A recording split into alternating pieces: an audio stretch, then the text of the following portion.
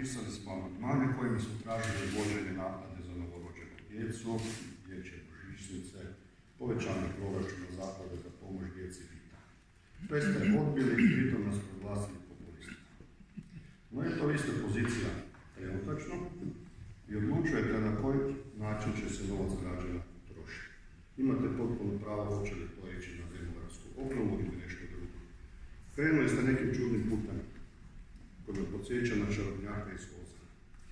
Da podsjetim, naime, tamo je običnog čovjeka djetat otpuhao na balonu, a stanovnici zemlje Oz dočekali su ga kao moćnog čarobnjaka. Čovjek se oživio u ulogu i pretvarao da je veliki, da može svašta.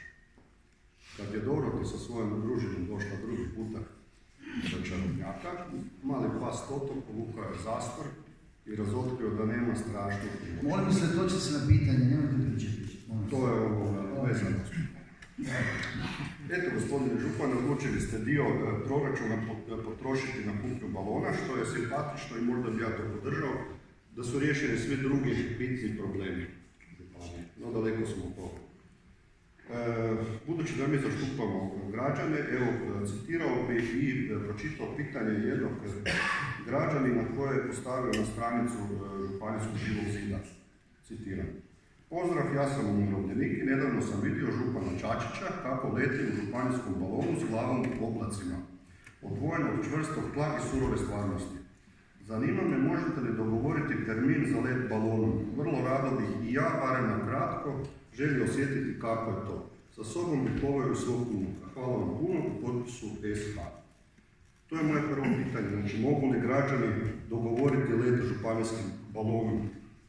Uz jednu sugestiju, ako već imamo županijski šator, imamo županijski balon, pa onda nabavite možda nekakvog slona, pa bude taj cirkus upotpunjen. Drugo pitanje, konkretno, vezano je uz aprobacije oko aglomeracije. Tu je već kolega to potegnuo.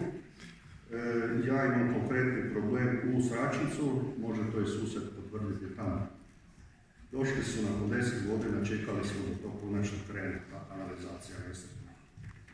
Pokupili su se vrlo brzo, znači započeli su radove, iskopali su jedan dio cjevovoda, cijelu ulicu su iskopali, da bi onda za 2-3 tjedna došli, pokupili sve elemente koje su tamo stavili, ali nešto su zaboravili. Što su zaboravili? Susjed. Pa rupe su zaboravili. Znači sad su rupe ostale. Pitam vas, ko bude to sanirao? Znači djeca hodaju po blatu, kolnik koji onak nije bio adekvatan. Pitam vas da li će trebati još 10 godina da to sad tako stane ili bude to neko sanirao.